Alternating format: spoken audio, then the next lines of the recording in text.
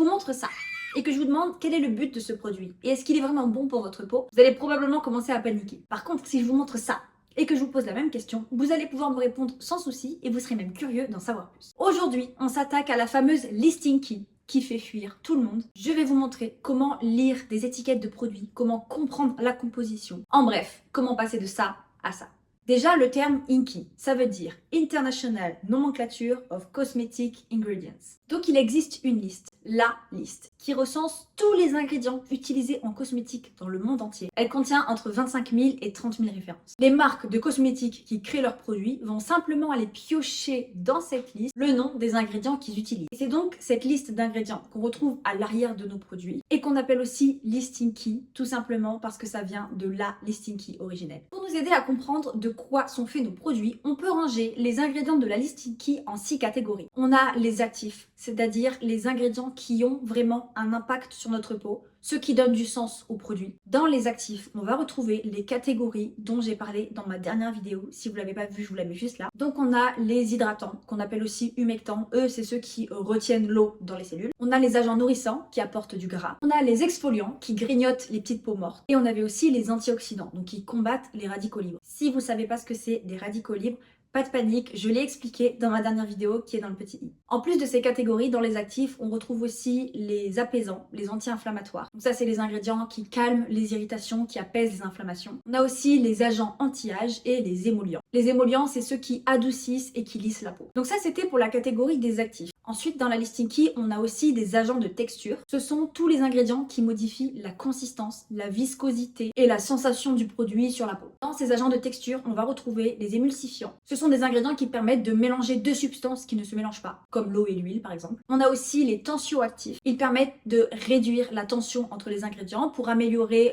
l'étalement et le nettoyage. Et on a les solvants. Eux, ils dissolvent d'autres substances pour permettre de créer une solution homogène. Les solvants les plus utilisés, c'est l'eau et l'huile. Typiquement, j'ai une pâte, j'ai de la poudre, je vais rajouter de l'eau pour que tout ça soit homogène. Donc après les actifs et les agents de texture, dans la listing key, on retrouve aussi des conservateurs qui empêchent la croissance de micro-organismes, des microbes, et donc qui permettent de prolonger la durée de vie du produit. Il y a aussi une sous-catégorie, c'est les conservateurs d'humidité qui permettent de conserver l'humidité dans le produit. Ensuite, on retrouve les parfums, les colorants, les régulateurs de pH. Forcément, quand on fait des mélanges savants avec beaucoup d'ingrédients, le pH du produit change beaucoup. Il est très important pour les marques de cosmétiques de proposer des produits avec un pH le plus proche de la peau possible, parce que sinon, votre peau peut très mal réagir. Irritation, inflammation, sécheresse, en gros, ça abîmerait la barrière cutanée de la peau. Le pH de la peau est de 5,5 environ. Donc les marques de cosmétiques vont constamment chercher à se rapprocher le plus possible de ce pH, d'où les régulateurs de pH. Donc quand on prend du recul sur ces 6 catégories d'ingrédients, on se rend compte que dans nos produits, il y a finalement beaucoup plus que juste les actifs. Pour pouvoir traduire ces ingrédients et comprendre si votre produit est vraiment sain, il n'y a pas 36 solutions. Vous pouvez soit utiliser une application d'analyse type Yuka ou Inky Beauty. Cependant, vous allez voir que vous allez être assez vite limité parce qu'il y a des informations que les applications ne vous donnent pas. Comme par exemple, est-ce que la fabrication de cet ingrédient pollue? Quand il identifie un ingrédient, il vous donne pas forcément son rôle, il vous dit pas à quoi ça sert et donc vous savez pas dans quelle catégorie le ranger. En bref, l'application elle va juste vous dire si les ingrédients sont considérés comme dangereux ou pas. En fait, elle va juste vous donner un score, une note, mais si vous n'êtes pas capable de l'interpréter, ça vous avance pas beaucoup en réalité. Soit vous pouvez choisir de chercher sur internet le nom des ingrédients que vous ne connaissez pas et voir par vous-même son rôle, s'il est nocif ou pas, ou s'il est controversé. C'est un peu plus fastidieux, je vous l'accorde, mais déjà on utilise souvent les mêmes produits. Donc une fois qu'on connaît nos produits,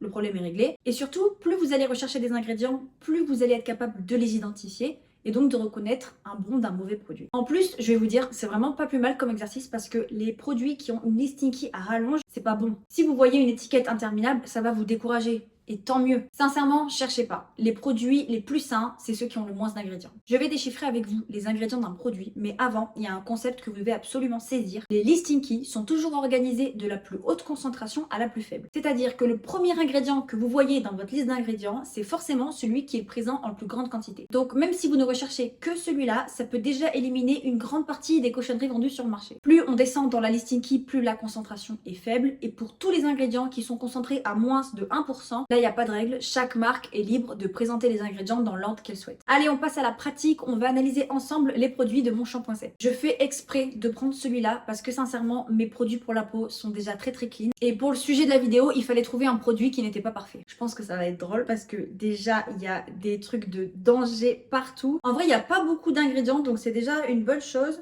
Le premier ingrédient que je vois, c'est le butane. Donc j'ai fait ma petite recherche. Le butane, c'est un gaz propulseur de la famille des hydrocarbures. Et du coup, c'est un gaz qui est hautement inflammable. Il a un tout petit impact sur l'environnement parce qu'il dégage un peu de CO2. Déjà, le fait que le premier ingrédient de ma Listinky, ça soit du butane, ça me rassure pas. Après, je suis pas une pro des aérosols. Si ça se trouve, il n'y a pas le choix que ça soit lui en premier. En tout cas, ce qui est sûr, c'est que le premier ingrédient, on peut le ranger dans les agents de texture. Ensuite, en deuxième ingrédient, j'ai de l'isobutane. Donc là, c'est un gaz réfrigérant cette fois-ci. Donc pareil, il fait partie de la famille des hydrocarbures, butane, isobutane. Donc il est hautement inflammable. Gaz réfrigérant, j'imagine que c'est ça du coup qui donne la sensation de fraîcheur. Si vous avez déjà utilisé les shampoings secs Baptiste, il y a vraiment une sensation de fraîcheur qui fait du bien au cuir chevelu. En tout cas, encore une fois, deuxième ingrédient, agent de texture. Ensuite, en troisième ingrédient, on retrouve du propane. Le propane, c'est un gaz de pétrole liquéfié. Toujours dans la famille des hydrocarbures, donc hautement inflammable. Il y a moyen de pas prendre feu sinon là. Le propane, c'est un gaz qui, traité à faible pression, devient liquide, d'où le terme liquéfié, ok j'ai compris. Il est très peu polluant, il ne dégage ni fumée ni particules. Encore une fois, c'est un gaz, donc qui permet que le produit soit un aérosol, donc on le range dans les agents de texture. Donc,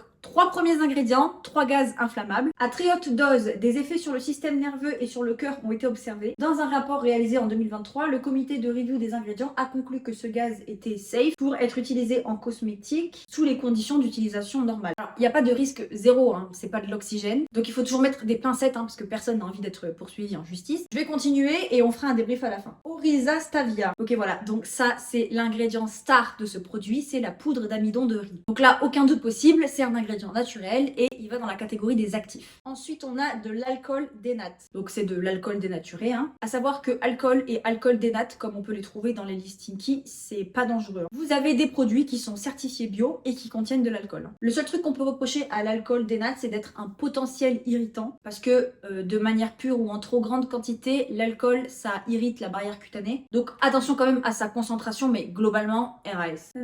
Alcool dénat, parfum. Fragrance. Donc là, il y a juste écrit parfum entre parenthèses fragrance. Il n'y a pas écrit ce que c'est, donc j'ai pas plus d'infos que ça. Je sais pas si c'est un parfum qui est d'origine naturelle ou synthétique. Après, en général, quand c'est d'origine naturelle, les marques elles aiment bien s'en vanter, donc là c'est pas écrit. Ensuite, j'ai de la cétrimonium chloride. Alors, cétrimonium chloride, ça c'est un produit chimique. Il est souvent utilisé dans les shampoings pour cheveux. Il fonctionne à la fois comme antiseptique pour la peau et comme agent pour réduire l'électricité statique dans les cheveux. Par contre, c'est un allergène avéré. Donc ça veut dire qu'il y a des gens qui sont allergiques à cet ingrédient. Et aussi, il est irritant pour la peau. Malgré ça, la loi autorise une concentration maximale de 0,1% en cosmétique. Ok. Donc ça veut dire qu'il y en a très peu et ça veut dire aussi qu'on est passé sous la barre des 1% de concentration et que donc à partir de maintenant, tous les ingrédients qu'on va dire, en fait, ils sont tous en très faible quantité. Donc ça limite l'électricité statique entre les cheveux. Évidemment, c'est un actif. Ensuite, j'ai le distyryl-dimonium chloride. Alors ça améliore l'apparence et le toucher des cheveux en laissant les cheveux faciles à coiffer, souples, doux, brillants et ou en donnant du volume. C'est sans aucun risque. Donc ça, évidemment, c'est un actif. Ensuite, j'ai l'amyle cinnamale, on est presque au bout. Ça, c'est un ingrédient qui sert à faire des parfums. C'est un allergène, mais en dehors de ça, RAS. Et donc, je le range dans la catégorie des parfums. Ensuite, j'ai citronellol. Citronellol, le composé organique présent dans les huiles essentielles. Pareil, en gros, c'est un allergène potentiel, mais à part ça, RAS. Et c'est un ingrédient qui sert à faire des parfums, donc catégorie parfum. Ok, et là j'ai les deux derniers ingrédients, hexacinamale et linalol. Surtout linalol, on le voit partout. Donc là j'ai 2 parfums d'origine synthétique, allergène, RAS. Et le deuxième c'est alcool naturellement présent dans les plantes, allergène, RAS. Ok, et ces deux-là vont aussi dans la catégorie des parfums. Conclusion, ce shampoing sec contient des gaz inflammables et des allergènes. Personnellement, je suis vraiment pas fan des aérosols pour toutes les raisons qu'on connaît. Et si je peux éviter de m'appliquer sur ma peau ou mes cheveux des gaz inflammables, évidemment je le fais. Après je vous cache pas que j'adore ce shampoing sec et que jusqu'à aujourd'hui j'ai pas trouvé d'alternative parfaite. C'est vraiment juste le meilleur shampoing sec que j'ai jamais testé et entre nous c'est vraiment le seul aérosol que vous trouverez chez moi. Voilà, c'est tout pour cette vidéo et je pense que c'est déjà bien assez. J'espère que je vous ai un petit peu aidé à comprendre le principe de la Listinky et à y voir un peu plus clair. Franchement, je vous assure que c'est pas si compliqué que ça. Une fois qu'on commence à reconnaître les différents ingrédients, c'est là qu'on est en mesure de faire des meilleurs choix, de placer son argent dans des produits qui fonctionnent et surtout qui sont bons pour nous. Comme d'habitude, je vous attends dans les commentaires. Si vous avez des questions, surtout n'hésitez pas. Je vous remercie d'avoir regardé cette vidéo jusqu'au bout, si vous êtes encore là. Je vous fais plein de bisous et je vous dis à bientôt dans une prochaine vidéo. Ciao.